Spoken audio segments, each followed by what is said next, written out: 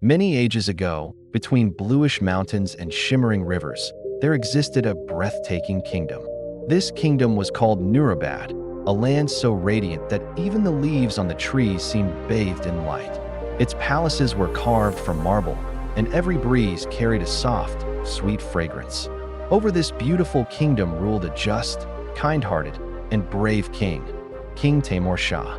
His very name made enemies tremble and brought peace to the hearts of his people. He loved his subjects like his own children. Taimur Shah had two queens. The first was Queen Mawish, gentle, patient, graceful, and beloved by all. The second was Queen Nasirin, undeniably beautiful, but her heart held jealousy and pride. Time passed, and one day the palace echoed with joyous news. Queen Mawish had given birth to a baby girl, a tiny, glowing angel. The king's happiness knew no bounds. The kingdom celebrated. Perfumes were scattered, gifts were offered, and the little princess was named Princess Liana. A few months later, Queen Nasirin also gave birth to a daughter, Princess Nisa. The king loved them both equally. He respected both queens and adored both daughters. But deep inside Nasirin's heart, a thorn kept pricking. When Mawish's daughter grows up, she will inherit the throne. What about my daughter? This thought slowly turned into poison. The king's affection for Mawish and his soft corner for Liana only made Nasirin burn with envy. One day, little 3-year-old Liana was chasing butterflies in the royal garden. A bright white flower danced in her hand as if hiding a secret. Nasirin watched from behind a tree, and suddenly, a cruel idea struck her. Smiling sweetly, she stepped toward the child. "My dear little one, would you like to see something magical? This flower can talk. Come, I'll show you." Innocent Liana approached happily. Nasirin gently placed her inside the huge flower, and it began to close. The princess's laughter faded. Within moments, the flower sealed shut and disappeared into thin air. A cold satisfaction washed over Nasirin's face. Now this flower will fall somewhere in the wilderness, and some beast will finish her. Only my daughter will remain the true princess. Evening came, but for King Taimur Shah, the sun had set forever. Princess Liana was missing. The palace drowned in grief. Soldiers searched forests, rivers, mountains, villages, but the tiny princess was nowhere to be found. Queen Mawish's heart shattered. She spent days crying on the palace steps. The king fell silent, carrying a grief that refused to fade. A few days later, Nasirin approached the king, holding little Nisa's hand. "Where one daughter is lost, another still lives," she said softly. "Give your heart to her." The king lifted Nisa into his arms, maybe out of helplessness, maybe trying to fill a wound too deep. Years passed. Nisa became the darling of the palace. Everyone revolved around her, except Queen Mawish, who still looked at the empty cradle and wept for her lost child. Meanwhile, far away, the magical flower carrying Princess Liana drifted through glowing clouds and soft light before falling into a land like no other. A valley made entirely of flowers. Houses of petals, pathways of blossoms, breezes filled with fragrance, and every living thing alive with color and melody.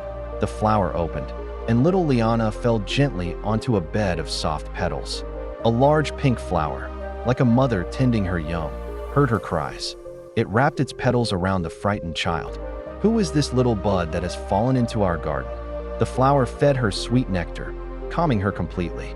And so, the child the world believed lost began a new life in the kingdom of flowers.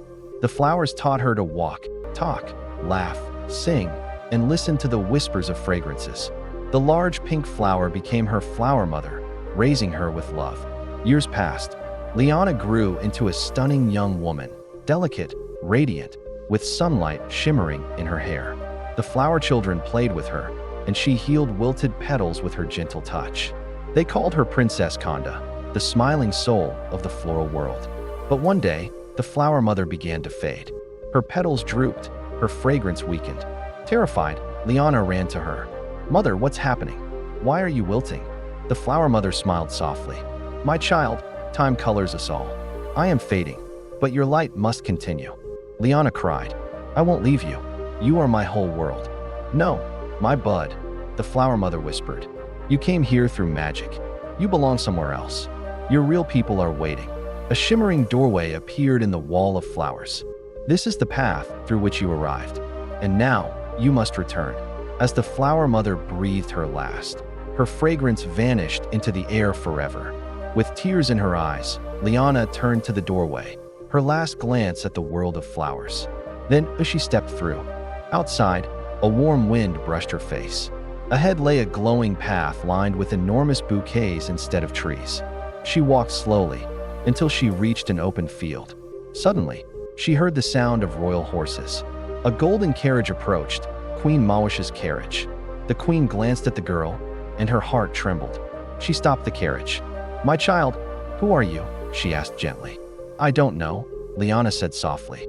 "I lived among flowers, and now I'm searching for my people." Queen Mawish's eyes filled with tears. It felt as if the long-lost voice of her baby had returned to her soul. She hugged the girl tightly. "I don't know why, but it feels like you are my own daughter." "And I feel," Liana whispered, "as if you are my mother." She was brought to the palace of Nurabad.